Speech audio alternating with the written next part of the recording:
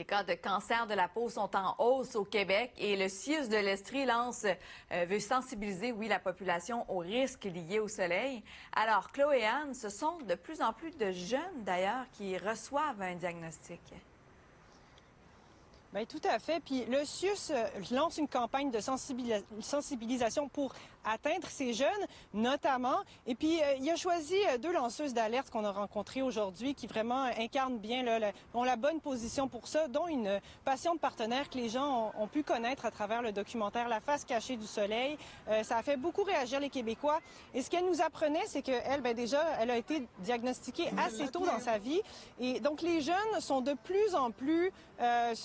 Ils se soumettent un petit peu à des processus qui sont lancés sur TikTok, donc des campagnes un peu de désinformation où on leur dit que c'est correct de sortir sans crème solaire, de s'enduire d'autres produits, des produits comme du coke pour mieux bronzer dehors. Donc, la crème solaire prend le bord et puis on est plus à risque. Les femmes aussi, les personnes qui ont une couleur un peu plus foncée, parfois elles pensent être protégées déjà.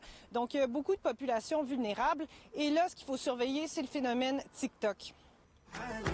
S'enduire de bière ou de coke pour mieux bronzer au soleil, c'est le genre de pratique encouragée sur TikTok. On appelle ça les tanfluencers. C'est vraiment des personnes qui sont attitrées pour dire comment mieux bronzer. T'sais, dans le fond, c'est leur message, c'est exposition prolongée, de la tan line démarquée. Pendant ce temps, les cas de cancer de la peau sont en hausse en Estrie et partout au Québec. Le mélanome, c'est le cancer qui progresse le plus rapidement dans les 20 dernières années. Ça l'a presque triplé. S'il touche surtout les femmes, ces cancers sont de plus en plus diagnostiqués chez les plus jeunes générations, très présentes sur les réseaux sociaux. Je pense que les tendances prennent beaucoup plus de place.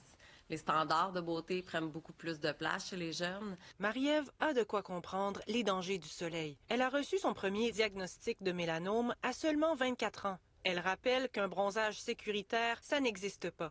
C'est peut-être pour ça aussi que les jeunes, ça m'intéresse autant. Parce que moi, j'aurais aimé savoir ça à cet âge-là. J'aurais aimé qu'on me le dise, que c'était dangereux de m'exposer. C'est pas ce que j'entends, puis c'est pas ce que je vois. C'est une belle journée ensoleillée. Et là, je me dis, pour profiter du soleil, est-ce que les jeunes se protègent? C'est ce que je suis allée leur demander. Est-ce que tu es plus du type crème solaire, journée à l'ombre, ou pas de crème solaire, journée au soleil? Je dirais pas de crème solaire, journée au soleil. Pas de crème solaire, journée au soleil. Avec ma couleur de peau, j'aime bien ça être au soleil. J'utilise pas tant la crème solaire. Journée à l'ombre avec crème solaire. Tu es quand même sensibilisé aux conséquences de ne pas en mettre. C'est vraiment ma mère qui m'a toujours conseillé de m'en mettre. Elle est médecin de famille, fait que le cancer de peau, elle en voit passer. Puis, elle me conseille d'en mettre pour pas avoir de cancer de peau plus tard. Bravo, maman. C'est préoccupant, ça. Quelles solutions sont proposées pour inverser la tendance?